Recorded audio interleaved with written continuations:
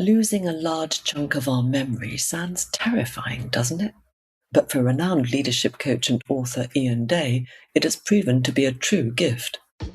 I'm Sally Ann Airy, and welcome to Fearless Forward, the podcast that asks leaders how they face their fears. Today I'm in conversation with a prominent leadership coach and author whose well-established career was upended by a sudden, dramatic and near-fatal event which left him wondering whether he'd ever recover. Ian Day transitioned into coaching over 20 years ago when he left his job as head of talent in a FTSE company to become a partner in a company that applied the techniques of Olympic sports coaching to the business sector. 6 years on, he harnessed that experience to co-author the groundbreaking book Challenging Coaching, encouraging leaders and coaches to step beyond their traditional comfort zone. Then in 2017, during a regular fitness class, Ian suffered a sudden cardiac arrest that left him without a heartbeat for 20 minutes. He was resuscitated, but that time without oxygen caused a serious brain injury.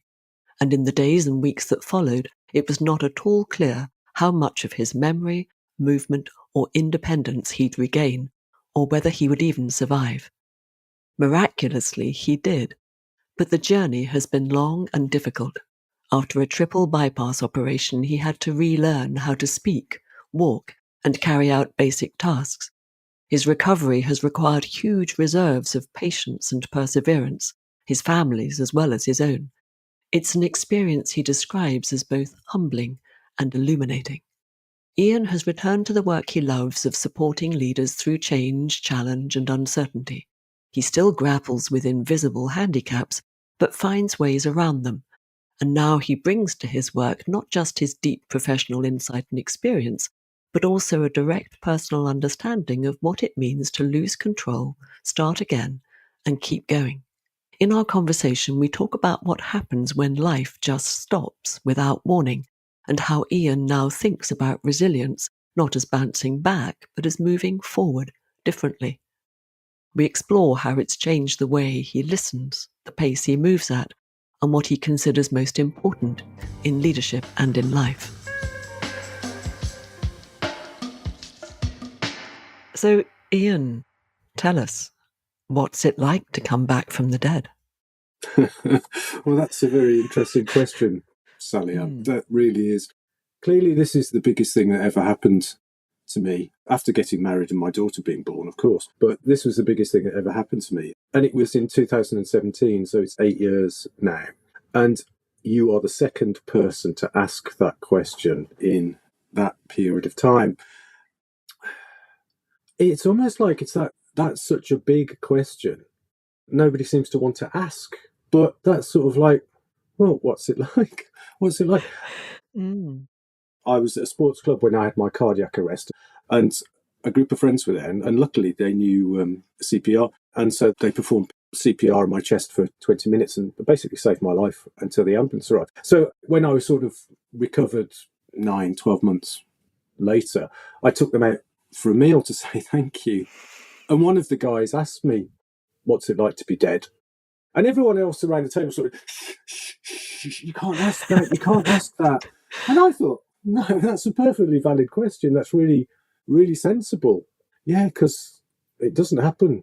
It doesn't happen to many people, does it? And it's almost like when you ask that question, it's almost unbelievable that it actually happened to me. And 8 years later, here I am, and I haven't recovered. I am a lot better. I am not the person I used to be, because there's long-lasting implications of a triple heart bypass that followed and hypoxic brain damage and all that sort of stuff. So there's implications that last with me, but I'm living a good life. But it's almost like sometimes it feels unreal. It really does. Because I had brain damage, so I was in a coma for a couple of weeks afterwards, and then I had brain damage and I wasn't really aware of what was going on.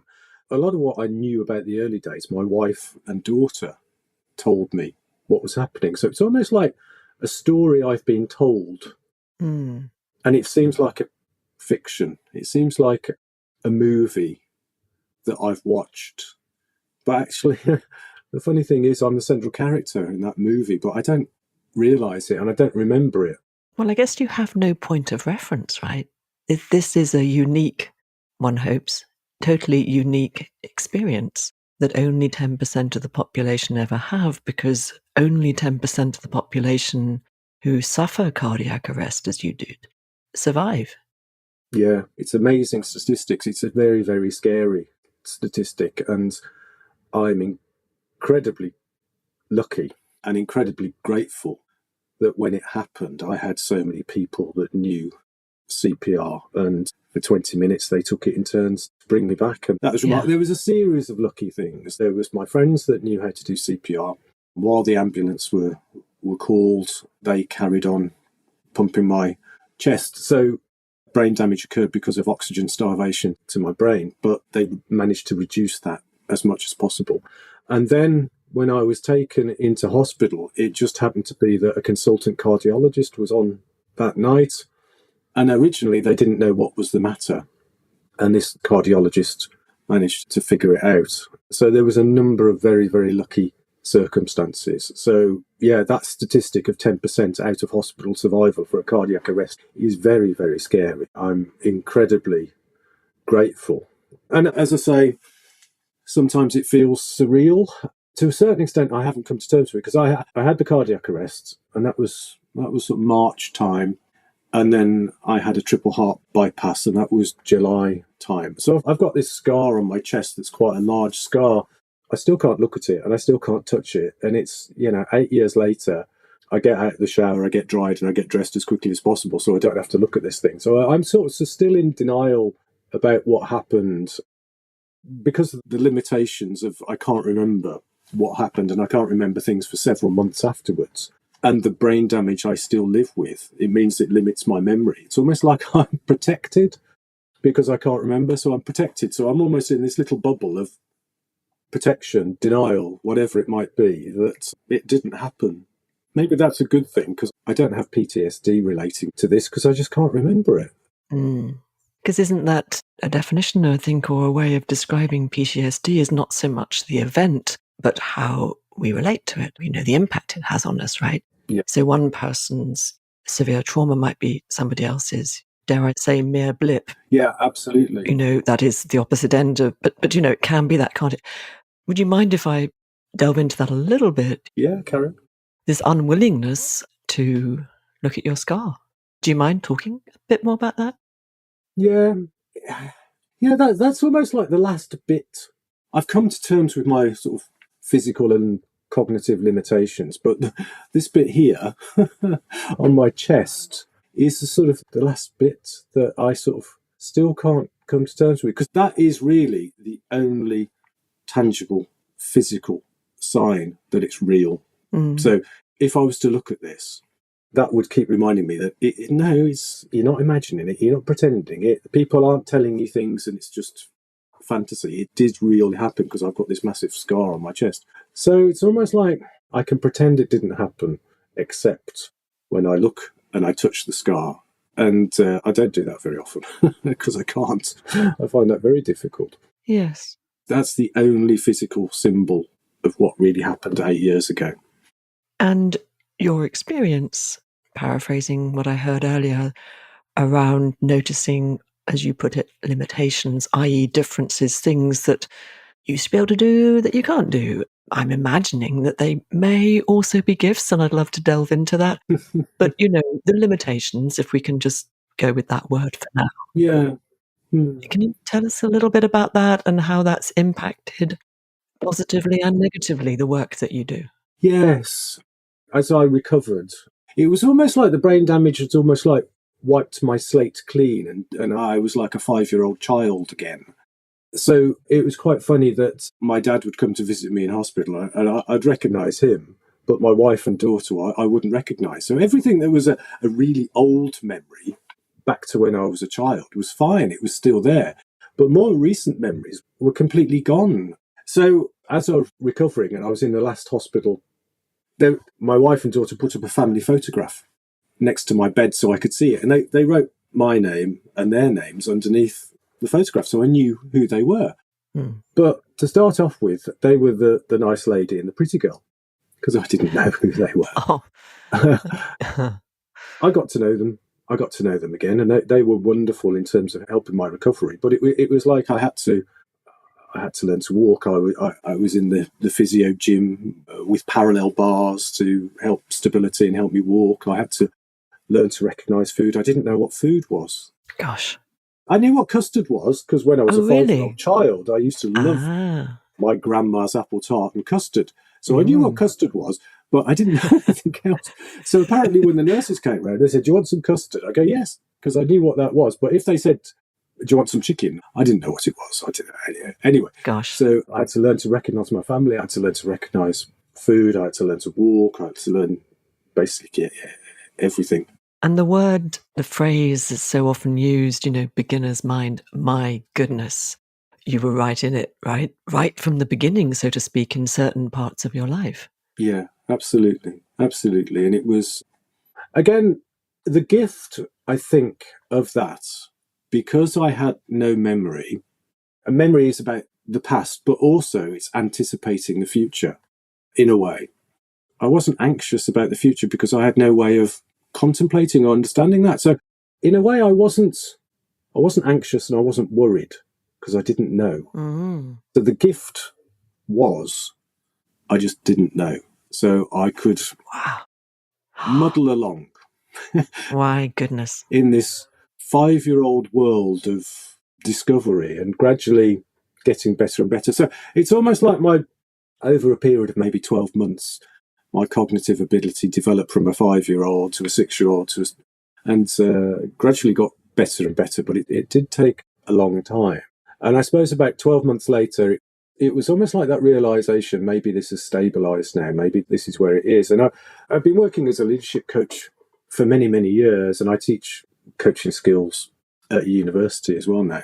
And some of the basic skills are summarizing and reflecting back what the client has said, and you encourage them to reflect on the points. And I just couldn't remember what people had said, so I couldn't summarize what they've said to me. I couldn't reflect back. So I was in this position of thinking, God, I'm not going to be able to do this. And that was a scary moment. It was almost like something, I'd been coaching for 20 years and I love it. I devoted my life to it. And I was thinking, I'm not going to be able to do this anymore. That was the scary bit. Oh my goodness. That I'm not going to be able to do what I love. I don't know what's the future hold. And that was probably 12 months after the cardiac arrest. It was quite funny that it's been recounted to me that the doctor said, well, we can fix the plumbing, but we don't know about the brain damage. So they knew they could fix the triple heart bypass. That was almost like the easy bit.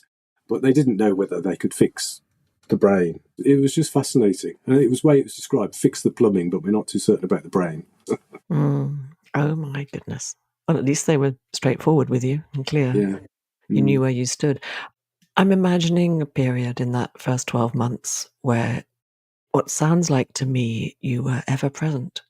Fully present, I don't know, but ever present. Living in the present, so to speak.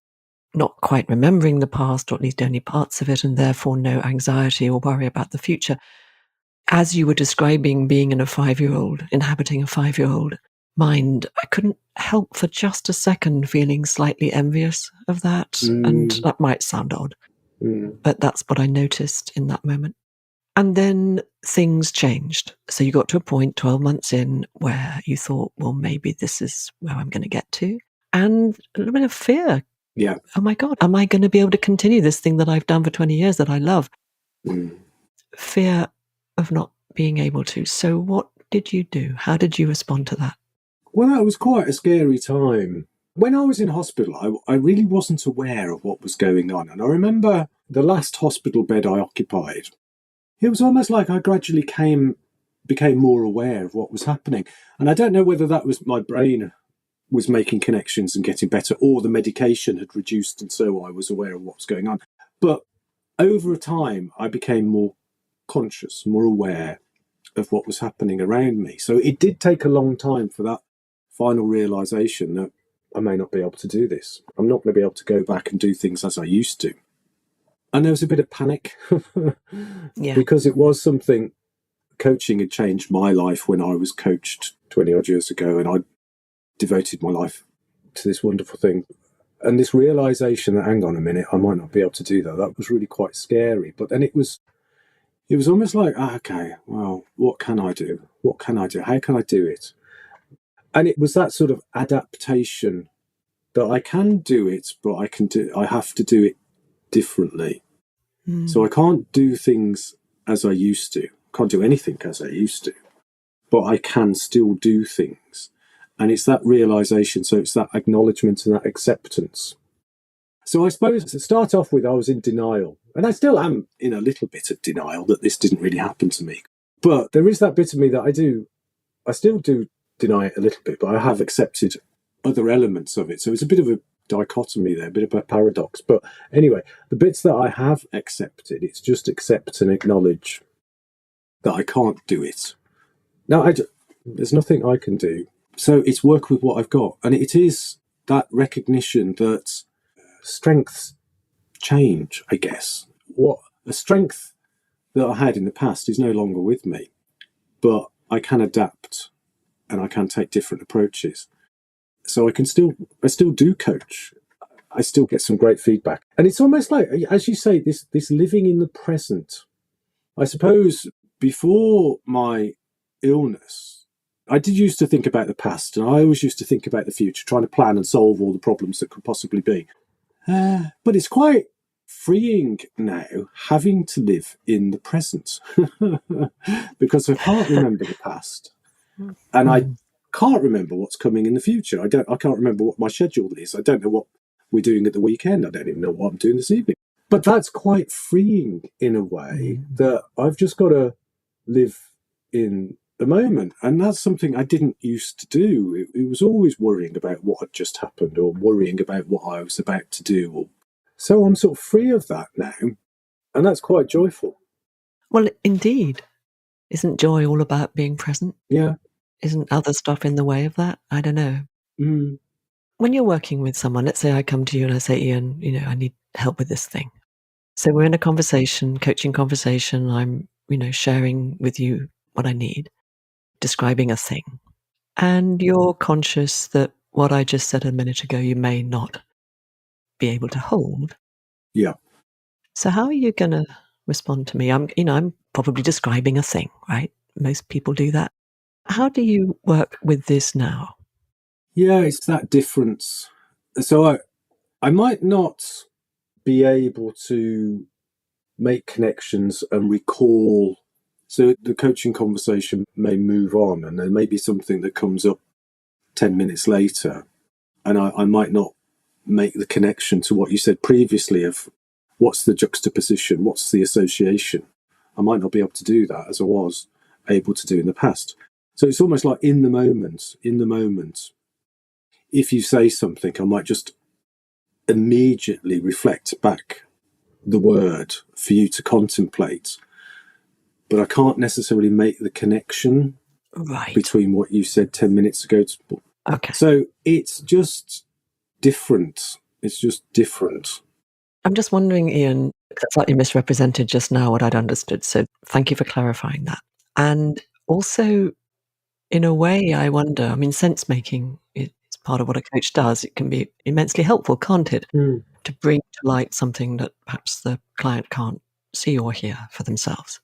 So that, the sense making is a helpful thing. And I wonder, is it?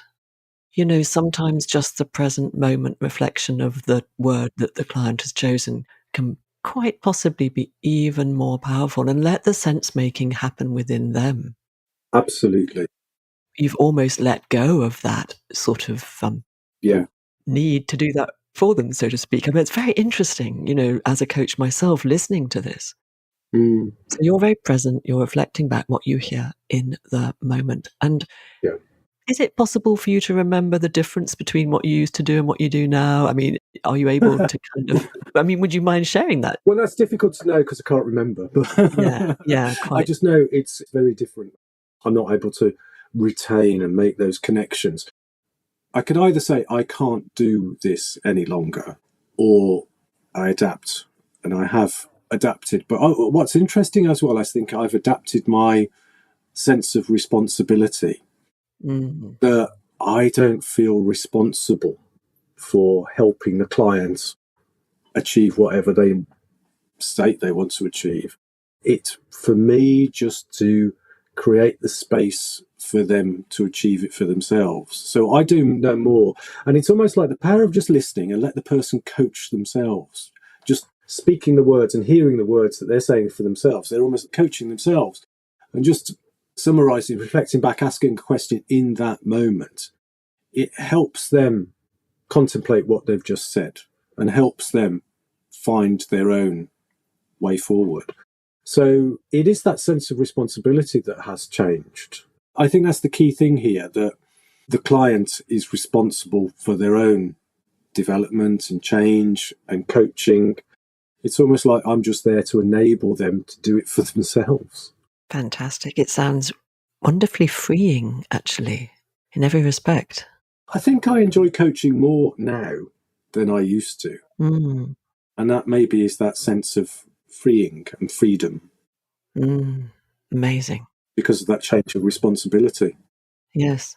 And you're still teaching, is that right? As well as coaching? Yeah. So I teach postgraduate coaching courses at Warwick University. So postgraduate certificate, diploma, and my 4 masters. So it's high-level stuff. But it's almost like I did at the beginning of this discussion describe it as teaching, but I don't like that word because I try to take a coaching approach. One of the things I do remember is my coach who coached me 25 years ago. And again, things that happened before my cardiac arrest, I tend to remember. Things that happened since, I don't. So my wise coach, who became a friend and a mentor, he always used to say, when in doubt, coach. So he said that to me before my memory was wiped with the cardiac arrest and the brain damage. That is one of the things that I can remember because I reflected on that so much at the time. At the time, I didn't really understand it, but then it became, oh, wow, that's profound. Whenever I'm in doubt, I go to coaching skills. So when I'm running the workshop for the coaching course participants, I always go to coaching skills and things that I've done for 25 years. And it's almost like because I've retained the muscle memory, as it were, of how to do that, and I've adapted to do it differently, it's okay because it's not a stand-up lecture where I have to retain information, theories and practice and all this sort of stuff. So I don't have to use my memory. I can just do it as a group coaching approach. Wonderful. And so when I'm in doubt, I go to coaching, and that's what I do with the coaching participants in the workshops. It seems to me that you're speaking to the very essence of coaching, being present with what is happening in the moment. Yeah, and that's what I hope to role model to the participants, the course participants. And in a way, again, as you describe it, one of the gifts that this has given me is the ability to do that, because I don't think I would do that as much as I currently am. I've got no choice. And I suppose that's one of the things. I've got no choice to be as I am. And I'm wondering if people do have a choice, how can they be more present? Oh my goodness. So they choose to be more present and not worrying about the past, not anxious about the future, but they choose to be in the present. Now, I've had that forced on me. And sometimes I get frustrated because my wife and I, we like going to theatres and we like to go out for days out and stuff like that. And I often say to her, I'm frustrated because I can't remember them. I can't remember the theatre trip. I can't remember the day out. I had a wonderful time while I was there, but 2 days later I remember it. So I'm thinking, well, what's the point? Why bother? But the point is, I have a wonderful time. Yes. While I'm there in that moment. And I suppose that's the key thing. It's recognizing in the moment there is joy about being present and doing a wonderful thing. And the emotional memory is in the experience, not the detail. Yes. You're remembering it was wonderful. That's what I heard. Is that? Yeah, absolutely. I get that joyful feeling. It's almost like the feeling stays with me, but the detail of maybe the show that we went to see or where did we go for the day out, I can't remember. But yeah, that feeling of joyfulness is there. I'm curious if I may just pursue a line of thought that came to me is, there's one way of reactivating a positive emotion in the moment is to conjure a memory, bring it back, feel it, relive it, and so on. And, can be very helpful physiologically to do that. What you're doing is bringing the feeling without any of the sort of information, so to speak, with it. But you can bring that feeling back. Is that what I'm hearing? Yes, and the joy of mobile phones with cameras. I might not remember, but what I find myself doing is flicking back through my photographs. Okay. So I try to use tools that are available and that sort of thing. You know, a mobile phone and looking back at the photographs and thinking, "Oh yeah, nice, that was nice." I can't remember the detail. I really can't. I might look at the photograph, but I've got no recollection of being there. Gosh. But yeah, it does sort of. If I'm standing in a photograph with my wife and we're both smiling and laughing and looks like we're having a nice time, and clearly the memory is a positive one. So it's almost like taking what I can, Yeah. and using that to reinforce or to substitute for the memory, maybe. Yes. Taking what I can, doing what I can, adapting. Mm. And you talk about surviving, what's it like to come back from the dead? You've done more than survive. You are thriving, Ian. I mean, tell us a bit more about your life today and how you're living it to the full, it seems to me. Yeah, it's funny when you say that. Again, that doesn't seem real. Thriving and living life to the full, it doesn't seem quite real.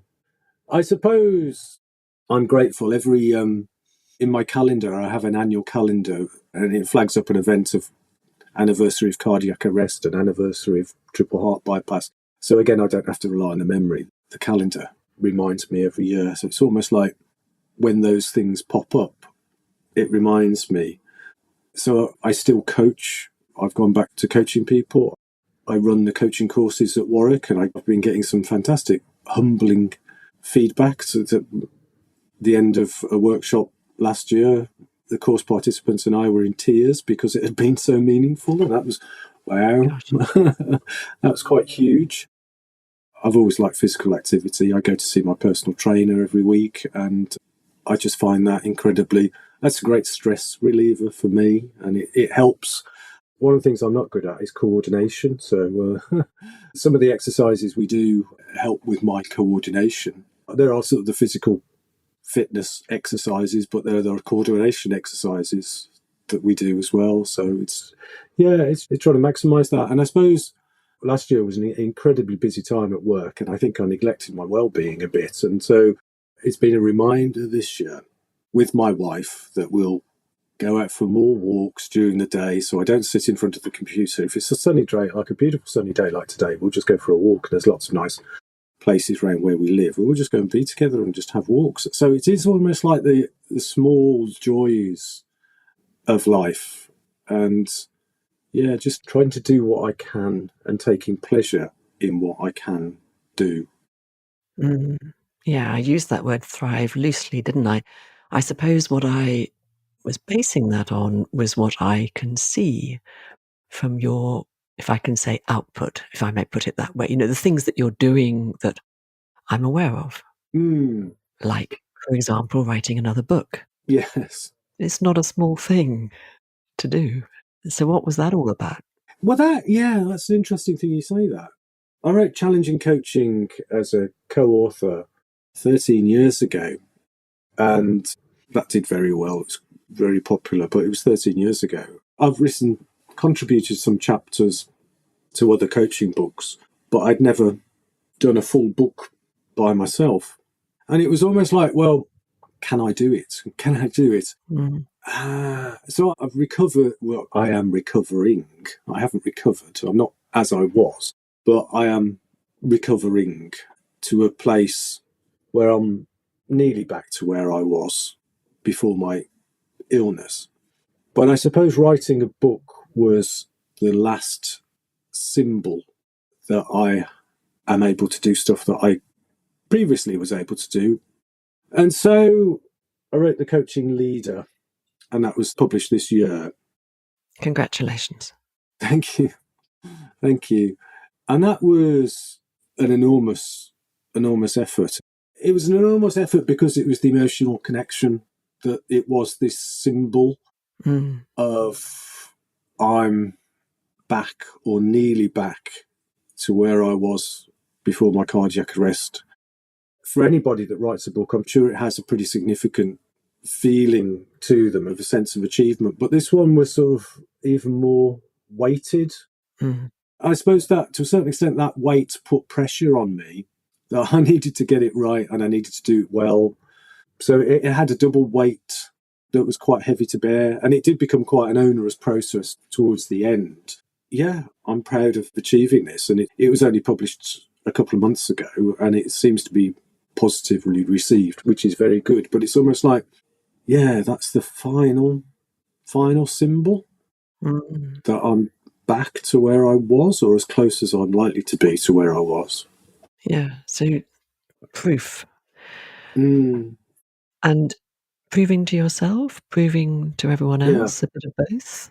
Yeah, absolutely. And I think it's because I don't know whether I needed to prove to other people to a certain extent, because again, one of the things about having hypoxic brain damage and a cardiac arrest, there's no visible symbol of it. I don't walk around with my shirt unbuttoned, so nobody sees my scar. No, ever. No. And you can't see brain damage. It's hidden. It's all hidden. So to everybody, I look normal. So nobody would know. And I sound normal. Yeah, I might stumble over my words. I might forget what I want to say. There might be pauses where I'm trying to catch up with what I'm thinking. But most of the time, it doesn't seem to be obvious. But I know it's there. So this outward symbol of what I've been through isn't obvious to people. So it's almost like I wasn't trying to prove it to others. I was trying to prove it to myself that I can do what I did before. So I think that's the thing. That's the weight of being able to demonstrate to myself that I could do it. Well, doubly, triple E, and the rest. Congratulations on doing that. Huge feat. Thank you very much. And tell us a bit about why this title, why this subject, why it matters to you, and what you wanted to bring to the writing of this. Yeah, it had been something I'd been thinking about for a while. And so I wrote co-authored Challenging Coaching 13 years ago. That was basically saying that maybe the coaching profession isn't as good as it should be. And then I was thinking about the state of leadership. So I've been working in leadership development and as a leadership coach for many, many years. And maybe leadership isn't as good as what it should be. Again, that was an example of me stumbling over my words and saying the wrong thing. But leadership isn't as good as it should be, and it can't address the issues that we're currently facing. And it seems that the world is getting into a scary place, I think. I mean, we've got a lot of polarity and we've got a lot of difference, and the pace of change is going ever faster.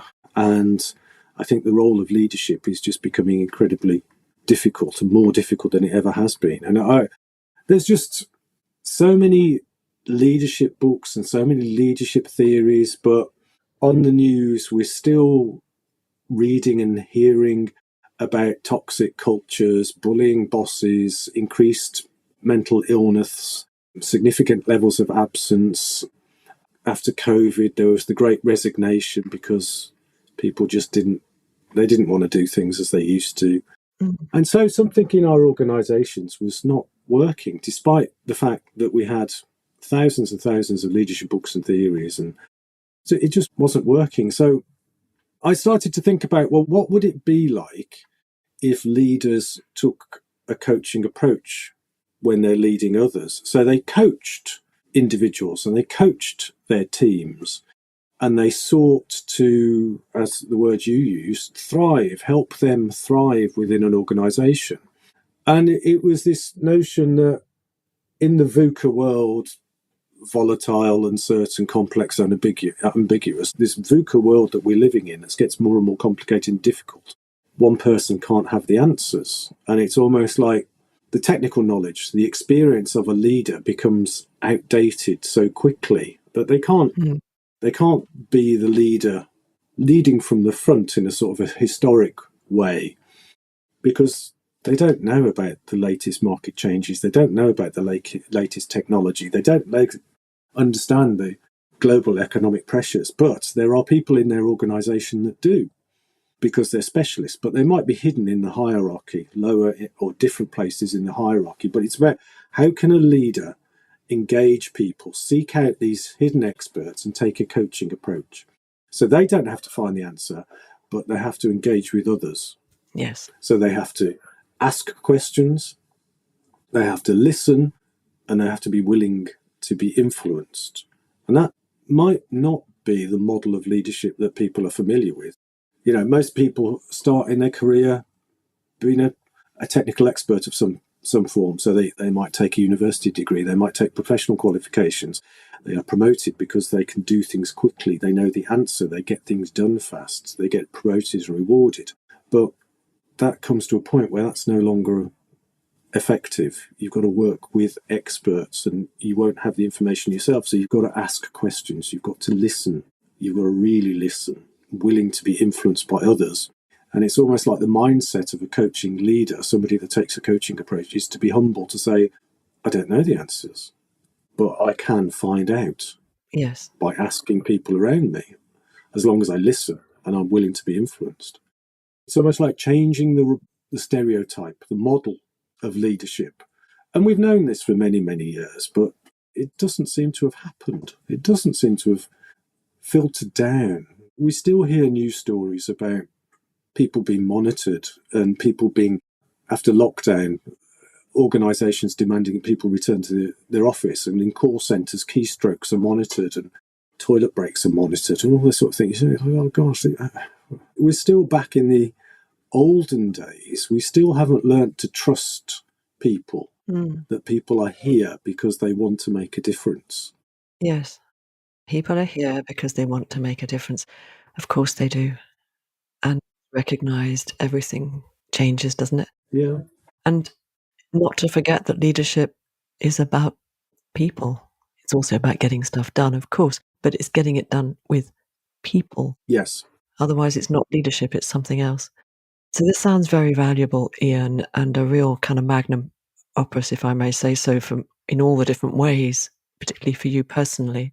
So as a few months ago now, so at the time of releasing this podcast, it will have been out there for a few months. And is this your last book, do you think? Well, it is. Again, it's this never say never. Yeah. I'm curious about what will be next. I haven't got a plan. Again, I can't plan because I can't remember. It's like having a shopping list. I write down a shopping list and then I go to the supermarket and forget I've written a shopping list. So I can't have a plan. So I don't know what the future will hold in terms of what's next. But I still want to make a contribution. I still want to change the world and make a positive impact. If dropping a pebble into a pond and hopefully the rippling water radiates outwards and it makes a difference somehow. So I would still like to make a change through coaching and make a change to improve leadership and make a societal change. So we don't have the polarity that we've got at the moment. We try and make the world a more harmonious place. Well, I don't know what that will be yet, but I hope I can still make a contribution. I still want to make a contribution, but I don't know what it looks like at the moment. No, but you're moving forward with that intention. And as you do that, Ian, what does fearless forward mean to you? Yeah, it's a really interesting statement, but it is because, again, I suppose before my cardiac arrest and brain damage, I was quite fearful that I would worry about the past and I would be anxious about the future. So I would be quite fearful. So being fearless, again, that's quite a joyful prospect of living in the moment. And that's quite nice. And that's almost like being unrestrained by a fear of the future. So that fearless future is quite an exciting way to be, just to go and just be curious and just explore. I think that's quite refreshing. That sense of, I don't have to be fearful any longer. I can just go and explore and see what happens. And that's quite, I'm not held back or constrained by the past. And I can just experiment, just try. So it's almost like that fearless forward is almost like that freedom to go forward without constraints. Yeah. And just be curious about what will happen. Because something will happen. Mm-hmm. Ian, thank you so much for this conversation. Thank you, Sally. It was lovely. Rather than regretting what's no longer possible, Ian's making the most of what is. The past no longer worries him and the future holds no fear. He's finding joy and freedom in the present. But it's more than that. Ian has no choice but to be present. And his authentic presence has also become perhaps his greatest gift. And because he's fully present and simply listening to what his clients are saying in the moment without trying to make sense of it, they're gaining the space they need to find their own answers. In other words, he's unlocking the expertise already in the room. And that, Ian says, is actually what the leader's job is all about. So I leave you with this question. Where in your life and work could you step back, listen, and trust the people closest to the work to take the best next step? Thank you for listening. Fearless Forward is edited and produced by Mark Stedman. I'll be back with you in 2 weeks for our next conversation about how leaders have faced their fears.